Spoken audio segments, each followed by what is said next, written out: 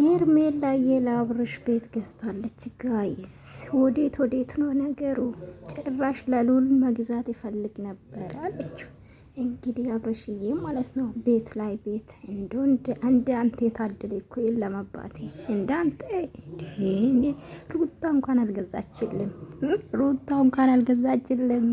ሄርሜላ ጭራሽ ቤት ገዝታ መጣች እኮ ጋይስ። ለአብርሽ አፓርታማ ባለ 2 መኝታ ቤት ተገዛ። ለዛም ደግሞ ለአባትየው የገዛበት ቦታ ማለት ነው። ወረ ቴምር ይላል እናቴ። እናንተ ቤት እንዴት ተወደደ ጋይስ? ምንድነው አስፈራችሁኝ? እና ሄርሜላ ይመችሽ። ሂጂበት እናቴ ሂጂበት ነው እንጂ ለሴት ጋይስ ሂጂበት እናቴ ወደፊት። ቅድም ቪዲዮ በሰራው ምን ነው ተንጫጫችሁሳ እንዴ? ምን ሆናችሁ ነው? ሆቴል ብርቃችሁ ነው። ማን ነው ብርቃ ላይ ስራ ይስሩ ነው አልኩት እኔ እናቴ። እንዴታው እንጂ ይሄ መቃጠል ነው። አትቃጠሉ፣ ተረጋጉ። አዳሚ አንድ ነው። እናንተ እዚህ በኮሜንት ሰው ስደቡና ጣት ውስጥ ግቡ። እሺ ንዶች፣ እነሱ ወደፊት ስራ እየሰሩ ነው።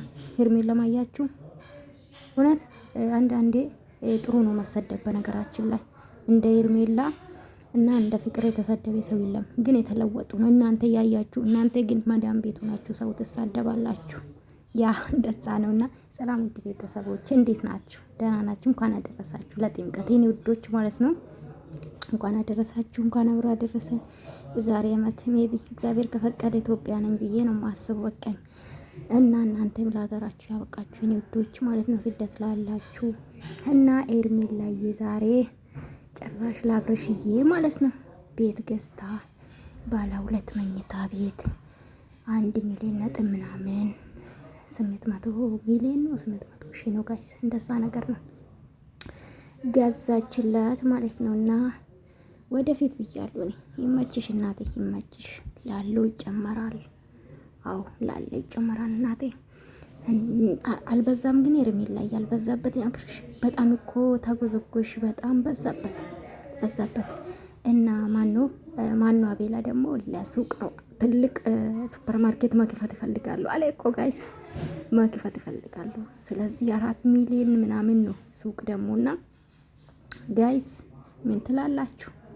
እና በጣም ደስ ይላል። እውነት ለመናገር ማስታወቂያ ነው የሚሰሩት፣ እውነት እንዳይመስላችሁ። ኔቨር እውነት አይደለም። ምን ስለሆነ ነው ሄርሜላ ለአብርሽ ቤት ብትገዛ? ለቤት ላለ ሰውዬ ቤት ሁለተኛ ቤት አለው፣ እውነተኛ ቤት አለው። ገባችሁ? የገዛ አለ፣ ለአባትየው የገዛ አለ። ከዛ ውጭ ግን ይሄ ማስታወቂያ ነው ጋይስ፣ አትሸወዱ። ግን ደስ ይላል። ስራ ነው፣ ፈጠራ ነው፣ ይስሩ። በቃ እኔ ባትሳደቡ አሪፍ ነው ብዬ ነው ማስበው። ገባችሁ አይደለ? ስራ በቃ ሴት ናት ትደግ። ገባችሁ? ግን በዚህ አጋጣሚ ማስታወቂያ የሚሰሩ ነው። ለራሷም ገዝታ እኮ ለአብርሽ ልትይ ትችላለች። ለምን? አቴንሽን ስለሚፈልጉ እንዲታይ ስለሚፈልጉት ማስታወቂያ አስፈቅዶ ወይም ደግሞ እነሱ እንዲሰራላቸው ፈልጎ ሊሆን ይችላል። እና ጠዋትም እንግዲህ ታውቃላችሁ፣ ጠዋትም ቪዲዮ ሰርቷል። የሆቴል ማስታወቂያ ወይም ደግሞ የተመረቀ ነበር እና እዛ ላይ ተጠርቶ ማስታወቂያ በዛ የሚሰሩ ነው። ገባችሁ አይደለ?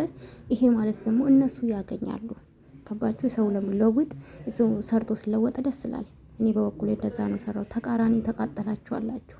እንዶ ደማችሁ ይፈላል እኮ። ሩታ እንኳን እንደዚህ ያልተቃጠለችም። እናንተ ምን ቤት ናችሁ ነው? አብርሽና ሄርሜላ ሩታዬ አንድ ላይ ናቸው እየሰሩ ያሉት። ድላሽ ቃበት እዚህ መዳም ቤት ተቃጠይ አንቺ ማለት ነው። እኔ እኮ የምትናደዱ ነገር በፊት እናደድ ነበር፣ ባይሰው በፊት በጣም እናደድባቸው ነበር። አሁን ግን ምንም አይመስለኝም። ስራ እየሰሩ ነው። አወቅኩ በቃ ድራማ እንደሆነ እና ሄርሜላዬ ወደፊት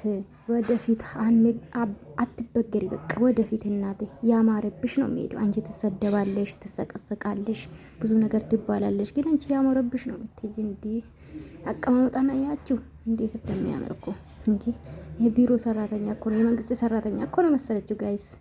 አዎ እንደዛ ነው። በኦሮምኛ ጠዋት ሲጨፍሩ ነበረ ከአብርሽዬ ጋር። ዛሬ ደግሞ እንግዲህ ደስ ይላል ነው ማስበው። የሩታዬ እንግዲህ ማን ነው በተግባር ያሳየን? ደስታ ቤት ገዛልሻለሁ፣ መኪና ገዛለሁ አላለም? ይግዛልሽ እሱም። እንዴ ካልገዛማ እናባረራለን አይመስላችሁም ውዶቼ? እኔ ግን ማስታወቂያ ነው ብዬ ነው የምወስደው። ኔቨር አትገዛም፣ ለራሷ ሳትገዛ ለአብርሽ አትገዛም። ማስታወቂያ እየሰሩ ነው። ደስ ይላል ይስሩ። እኔ በነገራችን ላይ ምንም ቅሬታ የለብኝም ይስሩ። ብዙ ሰዎች በውሸት እኮ የሚሰሩ አሉ። ምን ሆናችሁ ነው? ገባችሁ? በውሸት ያልሆነ ነገር የተባለ እየሰሩ ነው አይደለ? ይስሩ፣ ይለወጥ።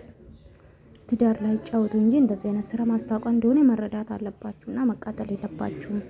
የገባችሁ አይደለ? ስለዚህ ሄርሜላ የወደፊት እናቴ ስሪ ወደፊት ቀጥይ። አዎ ወደፊት እናቴ። ምንም ማድረግ አይቻልም። ይመቻችሁ። ግን ወንድም አላት ቤተሰብ አለ። ለቤተሰብ ሳታረግ እንዴት ነው ለጓደኛ የምታረጉ? ስታስቡ ሞኝ እኮ ናችሁ እናንተ። እንደው ሞኝ ናችሁ። ሄርሜላ ይመችሽ እናቴ። ወደፊት ጉዞ ወደፊት። የሚን መጨናነቅ የሚን ለስድብ ቦታ ለመስጠት ወደፊት እናንተ ሄዳችኋል። እዚህ ግን በኮሜንት የመጡ ይሳደባሉ፣ ይራገጣሉ። ሩታ 66 ምንድነው ግን? ምንድነው የምታውቃላችሁ ትርጉሙ? 66 ትጽፋላችሁ 10። ለማንኛውም መችሽ ሄርሜላ እናቴ።